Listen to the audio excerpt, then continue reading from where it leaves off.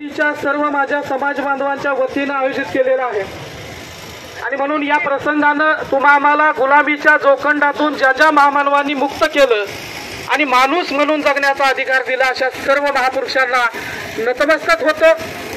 आज आपण सगळेजण या विचार मंचावर उपस्थित असलेले सर्व मान्यवर, ज्यामध्ये सामाजिक चळवळीमध्ये सातत्याने योगदान देणारे आमचे सहकारी ज्येष्ठ नेते सन्माननीय विष्णुभाऊ कसबे, सन्माननीय मिलिंदजी नाना आव्हाड, या ठिकाणी सन्माननीय ज्येष्ठ नेते सन्माननीय राधाजी शेळके साहेब, या ठिकाणी या मोर्चाचं आणि या सर्व एकंदरीत या भव्य दिव्य अशा निषेध मोर्चाचं आयोजन ज्यांच्या निमित्तानं झालं असे सन्माननीय सहकारी नेते आमचे भाऊ गणपतजी भिसे साहेब आणि त्यांची सर्व सहकारी टीम आणि सर्व या ठिकाणी अनेक नेते या ठिकाणी उपस्थित आहेत। मी सर्वांची नावं घेणार नाही, वेळेचं भान ठेवून आणि या मोर्चाच्या विषयाच्या अनुषंगानेच मी या निमित्तानं माझं मत व्यक्त करेन।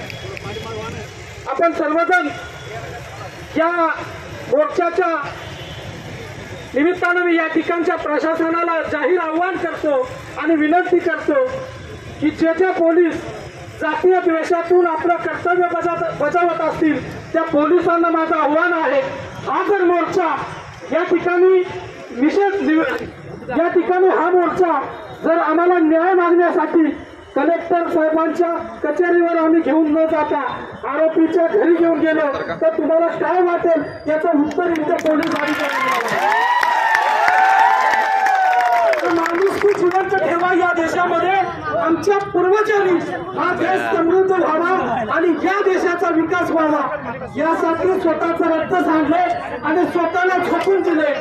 अण्णाभाऊंनी सांगितले की हा देश आणि हा महाराष्ट्र याचा विकास झाला पाहिजे आणि इथल्या प्रत्येक व्यक्तीला माणूस म्हणून जगण्याचा अधिकार मिळाला पाहिजे। यासाठी अण्णाभाऊ झटत होते, कुठल्या जातीसाठी झटत नव्हते। जात म्हणून किंवा जात बघून तुमची नियुक्ती झालेली आहे का असं जर असेल तर सांगा। कारण आम्हाला ही गोष्ट लक्षात आली की पोलीस सुद्धा म्हणजे पोलिसांनी भूमिका घ्यावी की जातीचा बघून त्याला न्याय द्यावा आणि हा देश संविधानाचा आहे, प्रत्येक व्यक्तीला न्याय मिळाला पाहिजे। कुठली भूमिका तुम्ही मांडताय? संविधानाच्या लोकशाहीच्या या देशामध्ये तुम्हाला माणूस म्हणूनच बघितलं पाहिजे आणि जर तुमची ती भूमिका नसेल तर आम्हाला सांगा, आम्ही आरोपीच्या घरी जातो ही सगळे लोक घेऊन। आम्हाला बाबासाहेबांनी संविधान मागायला शिकवलं, हिरवलं, ही कोणती पद्धत आहे तुमची? मान म्हणून हिरवणे ही कोणती पद्धत आहे? आम्ही सुद्धा माणसं आहोत आणि माणूस म्हणून जगण्याचा अधिकार या देशात आम्हाला मिळत नसेल तर ध्यानात ठेवा की आम्ही सुद्धा लवजी बाबांचा दांडपट्टा आणि फकीराची तलवार एक दिवस फक्त बांधवांनो या सगळ्या या ज्या काही भानगडी उभा केल्या, मी सचिन साठे म्हणून कुठल्याही महाराष्ट्राच्या आणि देशाच्या कुठल्याही राज्यात जाऊ, मी लाल झेंडा असो, पिवळा असो, निळा असो, सगळं घेतो मी। मला माहित नाही माझ्या मानावर माझ्या खांद्यावर लाल पडू द्या पिवळा पडू द्या, कुठलाही झेंडा मी हातात घेतो। फक्त माझा हेतू एवढा आहे की समाजाचा विकास झाला पाहिजे आणि समाज अन्याय अत्याचारातून मुक्त झाला पाहिजे, हे माझ्या मनामध्ये आहे। आणि म्हणून मी या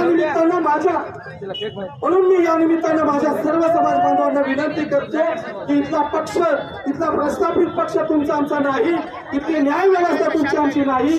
म्हणून आपल्या सगळ्यांना संघटित होण्यासाठी एकजूट अत्यंत महत्वाची आहे। याच्या पलीकडे कुठल्याही प्रभाव आणि कुठल्याही काल्पनिक विश्वामध्ये जगू नका, बाहेर पडा, या सगळ्या जुन्या जळमटातून बाहेर पडा।